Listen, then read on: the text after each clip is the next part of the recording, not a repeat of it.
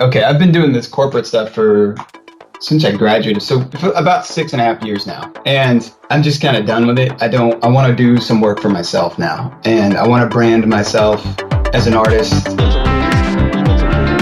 We are back on the Pencil Kings podcast. I'm your host, Mitch Bowler. PencilKings.com is our website. Talking to Jared Fiorino, working in the corporate world, transitioning to do more of his own work. And a lot of artists want to make that jump to what they feel they should be producing. So I'm really excited to hear what Jared has to say about that. So welcome to the call, Jared. Okay, thank you for having me, Mitch. I have that inspiration like a volcano. Well, I'll show you soon enough. Here's a list of what I want.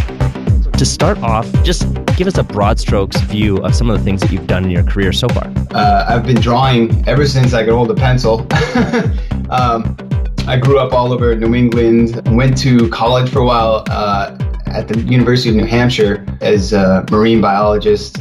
I just kind of was always drawing. I felt like in high school, I didn't have any other friends that were artists. I was kind of like the only one. I thought, okay, well, I got to go to college where smart people go, and I can't be drawing pictures forever. So I did that. And then while I was there, I was like, I really feel like I should pursue my art career. So I started applying to different schools. One in particular, Ringling College of Art and Design, which like really piqued my fancy. It was in Florida. I had vacationed in Florida as a kid. And I was just like, oh man, the weather's great. Get to draw, paint. That'd be awesome. So I was accepted there. So you'd already been to some college previous to that? A little bit, yeah. Like I did 1 year at the University of New Hampshire, but they kind of like introduce you into whatever it is you want to major in freshman year. Gotcha. And then was there some point during that first year where you're like, you know what?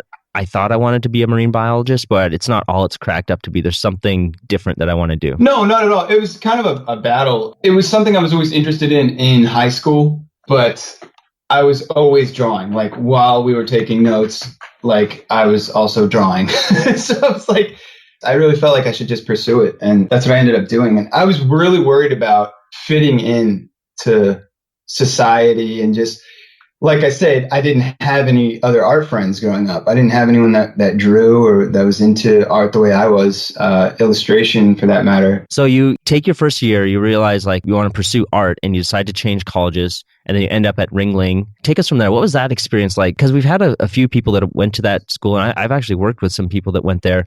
What was it like for you? Because first of all, it's a really expensive school, yeah. But everyone has high praises for that school, just, aside from the cost of it, but what they actually learn. And the people that I've worked with, I thought they were like they had tremendous art skills. So what was it like for you going through there? It was great. If you're motivated and ambitious, and they see that, and they're very personal with you, and will help you grow. I think the biggest thing that I missed was the community. To be honest, having that group of friends that they're all like-minded people, and they're into the same thing you are, and that they help you as you help them. As you grow as an artist, I really miss that. I miss working with those guys, and everybody's kind of like stretched out across, the states now, and like you don't have that anymore. So it's really important to try to maintain that and stay in contact with them and kind of inspire each other at long distance. Yeah, I think that's one of the things that nobody really realizes when you're in school, how awesome it is. And maybe, I know for me, I could have definitely taken more advantage of it. But the big thing that I didn't realize is that once you're done, it's sort of like your support network all of a sudden is just like it has its legs chopped off. And it's up to you to really work at keeping that support network happening, because you're just, okay, you're done school. Here's your piece of paper. Here's your, diploma. Good luck. You got your portfolio. And now you're just thrown into the deep end and you got to sink or swim. Yeah, right, exactly. And nothing's actually guaranteed when you graduate. So it's like you're not guaranteed to have a job or your dream job. You can, as long as you work towards it. And in this day and age, it's a little bit tougher with the economy. Like I don't see as many people hiring in the job that you would probably really want to go for. So once you had graduated, then I know you had gone the corporate route. What did that look like for you? Did you hit it right out of school? Like you sent out portfolios and or emails and you got a job, or what was your exit from school and then into the sort of like the working world? How did that look like? Senior year, we have like a lot of recruits and people from different companies come into Ringling, and they set up these dates where you can drop off your portfolio, and these recruiters will come in and they'll look at it. And so for me, it was Universal Studios in Orlando, Florida. It was actually for Universal Creative. It's like Disney Imagineering, but it's Universal Studios version. So Universal Creative came in and they looked at my portfolio. They looked at my stuff. I went back to check the piece of paper that they had up to, they tell you if you have an interview with them or not. And so I was interviewed right there on the campus, and they told me that they were really like into my work. They liked my sketchbooks. They liked just everything about it. And they were working on an independent project at the time that didn't have anything to do with any movies or anything. There was no guidelines that they had to really follow. So they were making something up. It was called the Hollywood Rip Ride Rocket, the roller coaster that is in Universal Orlando. And so they hired me right out of college, and I got to design the queue, all the facades of the attraction. I got to design the tower, create the characters that they ended up animating that explain to you how to get on the ride. And it was a really fun project. Really cool thing to have right out of school. So are you able to call yourself a carny then? Because I know I would. Park, right? Mitch, come on. It's not a carnival. We don't just set up shop and then tear it down. Well, that's true. That's definitely true. That's so cool. I think there's so many art jobs out there that we never, I bet when you were going through school that you never thought you'd be designing theme park stuff. Yeah, no, not at all.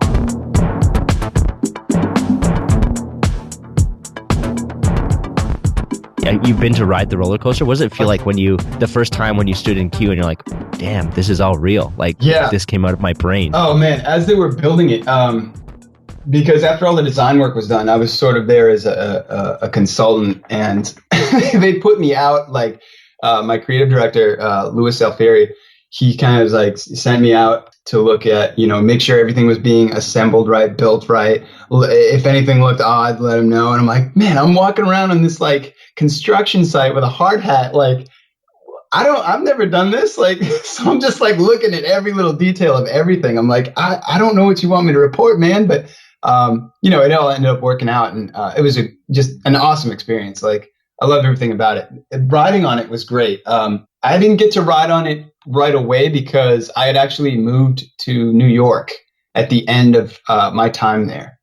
This is going to transition into like where I am now. Yeah, no, let's talk about, you moved to New York, and then what happened like when you moved to New York. Why did you move to New York? What was going on, and sort of like, what are you doing now? Okay, at the end of that project at Universal Studios, I came to New York in that time for an art show, and met up with some of my friends from college, and we went to a James Jean show and a Kenichi Hoshine. I was just totally inspired. Like, I hadn't been to New York in like years, so I was extremely inspired. I was like, man, I got to move up here. This is where it's at. There's all these artists here. Everybody's kind of doing their own thing.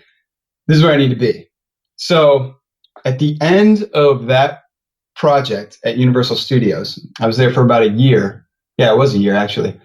So in May 2009, I just packed up. I was like, all right, I'm going to move to New York. So I did. I was pushing my portfolio to different companies. I started at Mark Echo. I was always really like drawn to that whole urban culture, the hip hop, just that urban art, and how they did a lot of illustrative apparel. I went there. I had a friend that was there at the time, Dennis Brown, who introduced me to the art director, and they were like, oh, this is cool. And then they sent me upstairs to Zoo York, and I met with the artist Grotesque, who was the art director there at the time. He was really into my work, and we just started doing t-shirts from there. So he started freelancing me out. From there, he actually got a call one day from someone he used to work with at Mark Echo, from my art director from Ralph Lauren at Polo Jeans. And he was looking for an artist to kind of do like this traditional feel, this hand done sort of techniques on the apparel.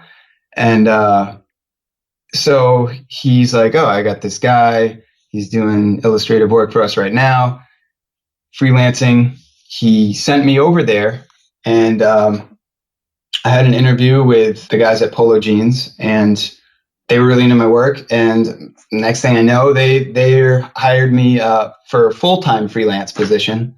So now I'm working full-time with freelance pay.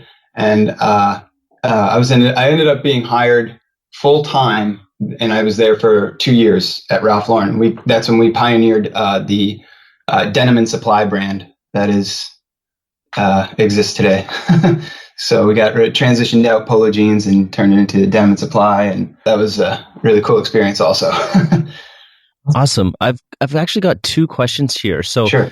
The first one would be, I think one of the things that we don't realize is how far ahead the work that we do as artists is compared to what comes out. And so for clothing, what does that look like? Like obviously with the theme park, like you have to design and build this thing. So I'm guessing it might have been like a year, or it could be more. And same thing with, my experience with working on movies and games. You could have worked on something like 2 years ago, and then it finally comes out and you can tell your friends and show your friends. But for clothing specifically, how long is it from when you set down your pencil to when I can go to the store and buy your design? What does that look like? Typically, you design a year in advance. That's what artists typically do. Graphic designers and illustrators typically design a year in advance. The company I'm at now have set our deadlines a little bit closer to the delivery date. So I'd say by the time we create a graphic and it gets printed on a t-shirt, we see it in the store probably, I want to say like 7 or 8 months later. So it's pretty quick. You got to stay on top of like trends and what's out there, and you want to have like the hottest thing on the shelf. So that's the other thing in apparel. You're always chasing trends and trying to stay on top of the game, and everything's always changing. Fashion is just always changing, and it's it seems daunting, but it's not. I mean, you pay attention to what people are wearing, especially in New York. You're surrounded by it. You go shopping, you see, what other people are selling and other brands, and you kind of like base it off that. And then they have these people that specialize in trend research, and they tell you what's going to be hot like a year from now. So it's like they're fortune tellers or something. Oh, I can definitely see that. Like, I don't want to say anything too bad about where I'm from. Canada's, generally a little bit behind the US, and I can't speak for Toronto, our largest city here in Canada, but where I'm at in Winnipeg, Manitoba, I feel like we're 5 years behind whatever the hot trend is. So it's like whatever you're doing now, you could just be like, oh, set your watch for 5 years, and it like beeps, and you're like, oh, you should ship those clothes to Winnipeg because they're going to be hot right now. New York and LA, they're sort of the epicenter for like what is hot right now. And then it's funny because I have family that live in Massachusetts and New Hampshire, and like when I go up there to visit, it's like, what, you guys aren't wearing anything like trending at all. Like they don't really catch on to the trends till later. Like it has to be out for a while. Everyone here in New York and California, like they respond to it very quickly. The second question that I wanted to ask about, and you can answer with as much detail as you feel comfortable. But so you're a freelance artist working for household name brands in New York.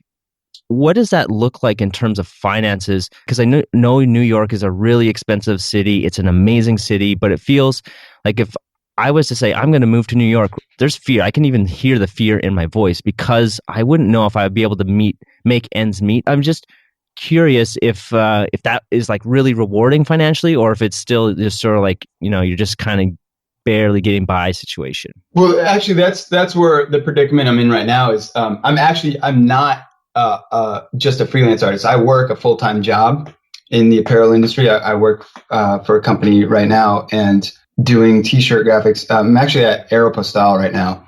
And I've been there for almost 3 years now. I'm just trying to transition out of that corporate lifestyle into just working as a freelance artist. And when I first moved here, that's what I was doing. It was very daunting. It was very intimidating because New York will eat you alive. It's very expensive, almost too expensive. I think, I don't want to be here much longer, to be honest with you. But it is a difficult thing to do. I have friends that do it right now, and it's like a roller coaster. They have ups and downs, and like, they can't go out. They can't spend any money because they haven't had as much work this week, or they get a lot of work and it's like, oh, look, I'm rolling in it right now. But then it just goes away because you've got student loans or rent and food and transportation and all that you got to pay for. Yeah, if only we could figure out this dang food thing. Like, I'm tired of spending money on food personally. You thought it was a fair gamble. Either I'd find myself or get it out of my system. All right, so let's talk about the transition that you're making now, or it's kind of like your drive to want to work on some of your more personally fulfilling work, or the projects you've had in the back of your mind. Because I know there's a lot of people that are in the same position where they're in the corporate job.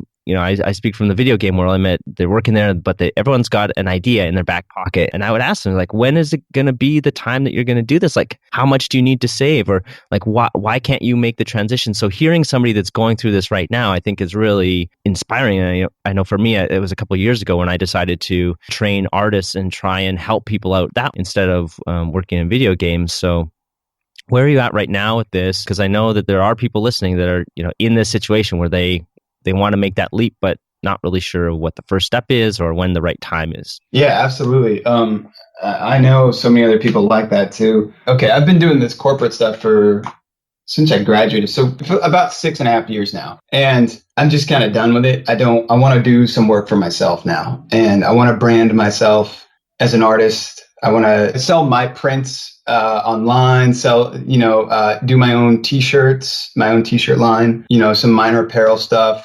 I eventually want to put out an art book of my work. It's important to have a plan. So if you're in corporate right now, it's important to kind of have a plan, especially if you're living in a place like New York City. Personally, my plan right now, I've been training a little bit, bartending. So I think I'm going to do that like 3 nights a week just to have that steady income because it's so expensive here. And then the other 4 days of the week, I'd like to just focus on what I'm doing. I think that's plenty of time to build myself as an artist, to build my brand, to do what I want to do and still be happy, because corporate life is great. You have insurance, health insurance, dental, vision. You have a steady paycheck, but at the end of the day, you're kind of left with, this emptiness. Like you didn't do anything for yourself. Yeah, you're doing some creative work, but it's not you. It's not it's not your voice.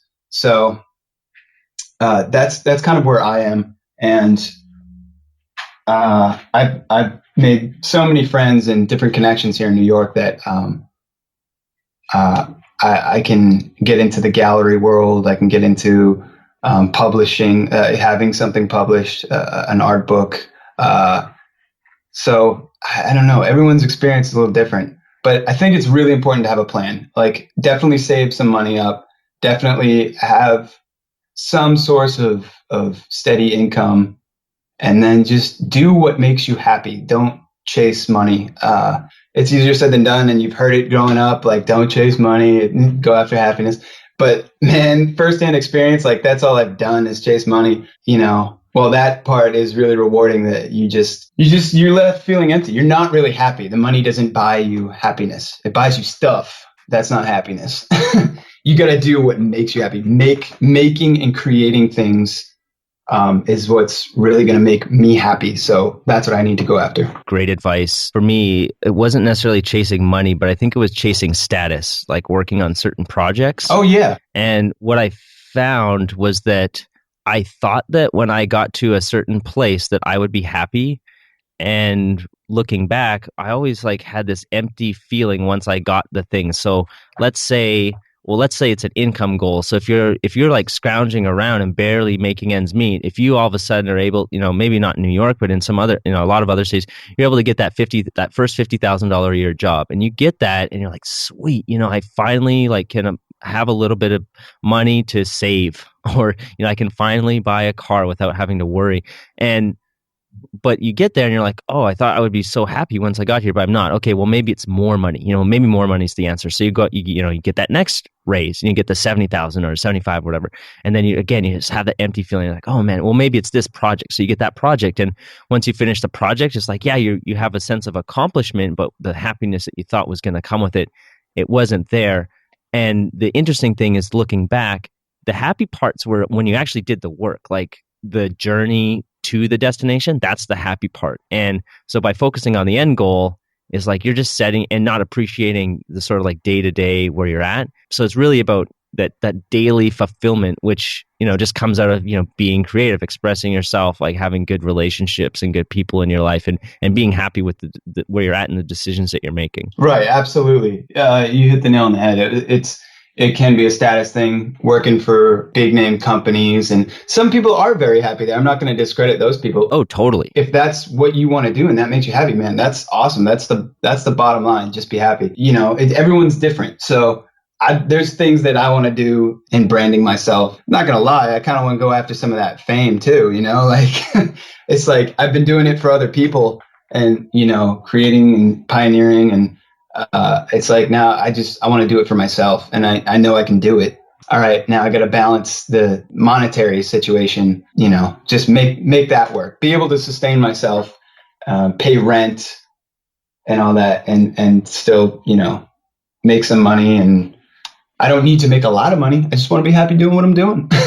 And I think you also said something really profound about the bartending. And it's not saying like everyone should be bartenders, but if you want to pursue an alternate path, like one of the things you need to do is find a way to sustain yourself while you're setting that path up. And I've heard bartending specifically mentioned several times as it's a great way where, your evenings are taken up with the bartending, but then your days are like, you can devote that to whatever your path is. So that's one, potential career that you can use to set yourself up on that path. So I think that was really a good tidbit. And there's other careers that would support that, where you can devote the lion's share of your time to your creative effort.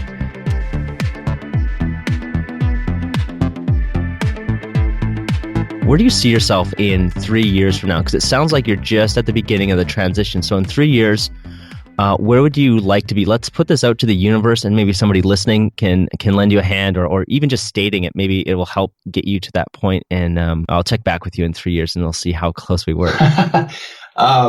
In 3 years, definitely living in California, nicer weather. I want to be an established artist, have a fan base, and maybe an art book or two, have my own line of apparel. And all of that's very attainable. So it doesn't seem like it's unattainable to me. I know I can do it. Awesome. Well, it sounds like you have really clear goals and you sound extremely confident about it. So it just seems like a matter of time before it all comes to reality. So thank you so much, Jared. Thank you for being on the call. And where can people reach out to you if they want to ask you some questions, or if they want to see some of your work? What are the best channels? You can go to my website, jaredfiorino.com. I don't really use Twitter that much. I mean, other than posting like updates of my work, but it's at Jared Fiorino. I'm on Instagram, J_Fiorino. Shoot me an email. I'd be happy to answer anyone's questions or just share advice with people. Awesome. Well, I know I'm very personally interested in t-shirts and clothing brands. It's always been a sort of a lofty goal for myself. So I know I'm going to follow up with you and see if there's some tidbits that I can take from you and hopefully release them to the community. And I just want to spell your name out for anybody that's listening and wants to find more information from you. So it's Jared Fiorino, JaredFiorino. The notes for this podcast will be available at pencilkings.com/Jared-Fiorino, and jaredfiorino.com is another great place to reach out, which I'm sure you have all of your other details. Probably the easiest way to reach out. So thank you so much for being on this call. And well, I'm going to be in touch. And if you're listening and you want to know about t-shirts, Jared seems like the dude who's done some pretty big stuff. So thanks a lot, Jared. Thank you, Mitch. I appreciate it.